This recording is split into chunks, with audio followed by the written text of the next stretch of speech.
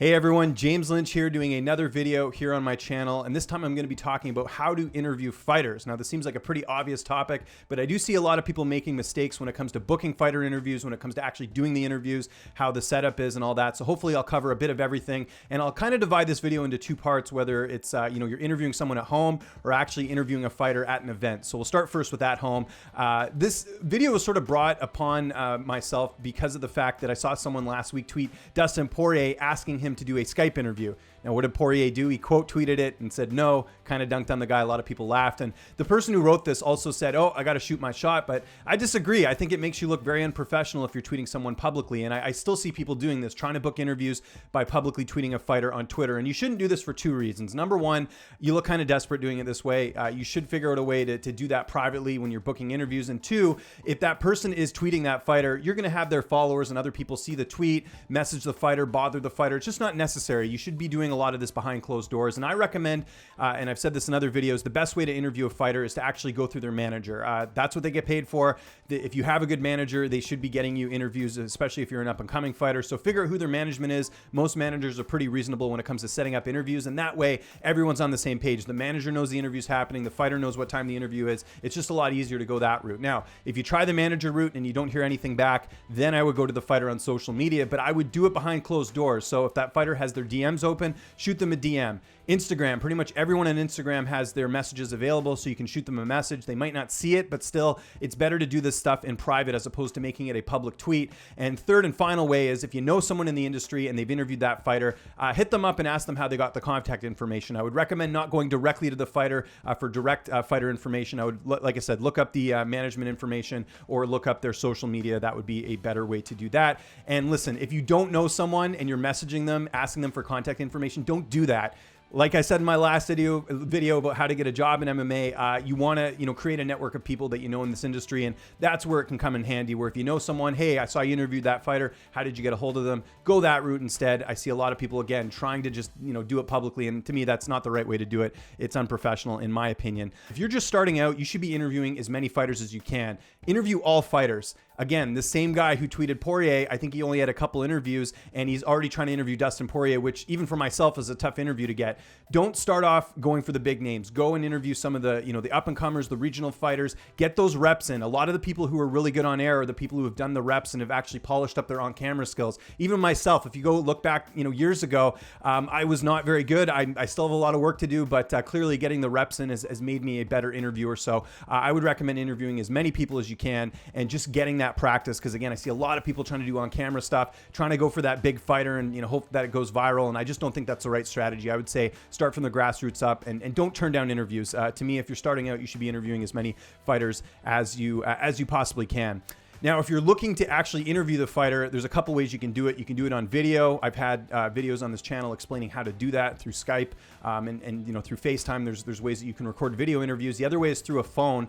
If you're going to do like a phone interview, and don't do this. I see a lot of people doing interviews where they will interview the fighter on speakerphone and put it up to the microphone. It sounds super amateur. It doesn't sound very good. And listen, you can get software through Skype or through other means to actually record the direct audio that's coming in when you're interviewing the fighter. MP3 Skype recorder is a free thing that works with Skype, where it records the audio of your end and the other fighter's end. Also, if you're on a Mac, I think it's a call recorder can record both ends. So go that route. Don't do the speakerphone thing. I see a lot of people making this mistake, and you can tell the audio is crap when they do the interview. So avoid doing that at all costs. If you have any questions, I'm happy to help you out with that. Fourth thing is, dress professional. I see a lot of people wearing hats, t-shirts when you're interviewing a fighter. I would recommend, looking a little professional. I got a golf shirt on here today. For the most part, I do wear, a golf shirt, or, and when I'm at events, I'm wearing a suit. You want to know who the interviewer is as opposed to the interviewee. So you got to look a little bit professional when you're doing that. It's just a quick little step that you can do that I think will make you look a lot more professional, a lot more, just more established is the best way to put it there. The other thing is the length of the interview. I would recommend doing interviews when you're starting off anywhere between 10 to 20 minutes. You don't want to have a fighter there for a full hour. Again, it's much easier to book an interview that way. A lot of these fighters are busy. They have things going on. They're doing, prep and weight cutting and all that stuff. So just try and keep it shorter. The fighter will be more inclined to do the interview if the interview's a little bit shorter. And you can actually get a lot of questions in depending on the fighter. So just, be prepared for that. And, kind of on that same note as well, make sure you're interviewing the fighter a couple weeks out before their fight. I like to do 2 weeks before the fight. That way they're not cutting weight usually. That way, you know, they have a little bit of time to get accustomed. I see people trying to interview the fighters during fight week. Unless you're at the event, don't do that. The fighters are cutting weight. Try and do that a little bit more in advance. What I like doing is actually, you know, listing all the UFC and Bellator events or whatever events that are coming up and having a list of which fighters I want to interview and just doing it that way. It's just a lot more organized and a lot more polished there. The other thing I see people do, and this is just sort of a personal preference, keep the questions short. You know, I think there's ways you can answer questions without having to, you know, brag about the knowledge you know, or just, you know, spout out just irrelevant facts. You know, like for example, if you're asking a fighter about the rankings, don't talk about who they fought. Just say, hey, listen, why do you feel like you're so low on the rankings, as opposed to saying, oh, you fought this guy, blah, blah, blah. Like, the viewer doesn't need to know that. They just want to get to the point with the question. So keep the questions a bit shorter. And when you're asking your questions, try and keep in mind, you know, if someone's watching this fighter for the very first time, try and have questions that someone who's never seen this fighter before can, you know, get some good information out of. So I always try and keep that in mind when I'm interviewing fighters. Just, you know, make it easy, digestible, and also have a set of questions that you use for every interview, because sometimes you'll interview a fighter, they give you short answers. You don't want like a 2-minute interview. You want to drag this out a little bit. So try and have some stock questions. And I also recommend, if you can, before you interview a fighter, go take a look at their social media, see what they're doing outside the cage.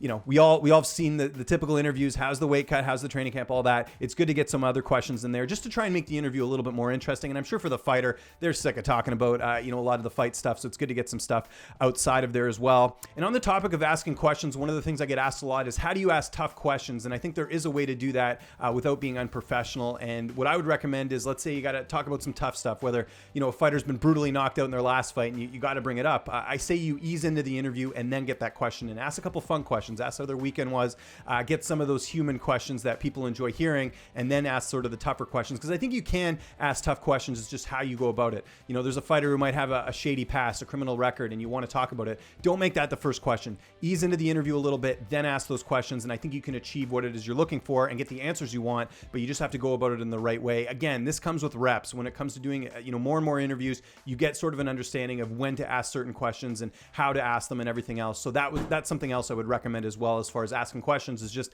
don't make that the first question. Just sort of ease into it a little bit. All right, so that's how you do interviews at home. Now, if you're at an event, it should be sort of common sense that if you're going to interview fighters, make sure you stay in the backstage area. Usually, whether it's a regional show or the UFC, they'll have an area set up where fighters, the winners of the matchups, will come back. You can interview them. So always keep that in mind. Don't sit cage side unless you know you can get back there in time to interview the winners.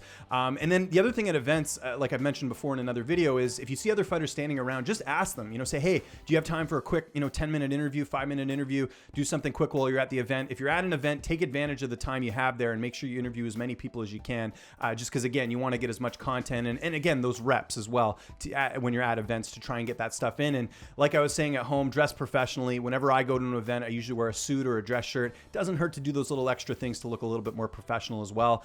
The other thing is, make sure you test out your equipment before you go to the event. So make sure your batteries are charged with your camera. Make sure your tripod works. I've had plenty of situations where I've had equipment issues, and you always want to be over prepared. So when I go in the field, I have at least 3 batteries for my camera in case any run out, in case I'm doing a long shoot and I'm not near an outlet. Make sure the tripod works. Make sure your SD card isn't corrupt or it's not full.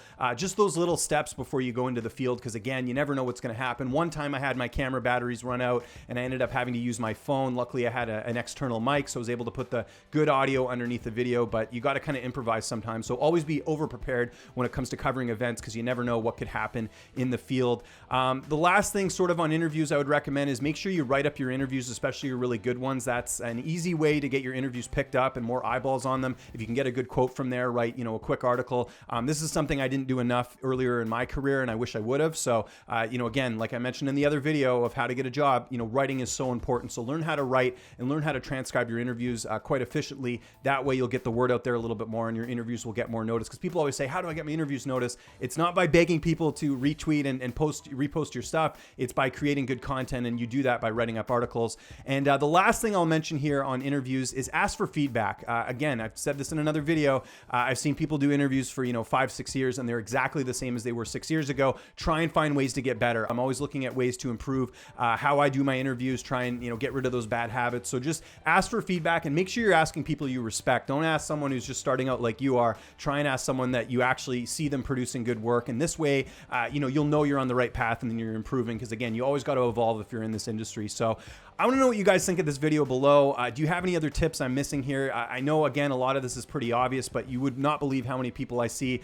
just make small mistakes when it comes to interviewing fighters, and you see fighters, get upset or get frustrated. You just want to make it easier for both parties. So follow me on Twitter and on Instagram at Lynch on Sports, and subscribe to this YouTube channel, youtube.com/Lynch on Sports, and let me know what you think. Again, I'm open to doing more videos like this. If you guys have any topics you want me to discuss, as someone who works in the industry, I'm more than happy to discuss that. Thanks for watching. I'll see you next time.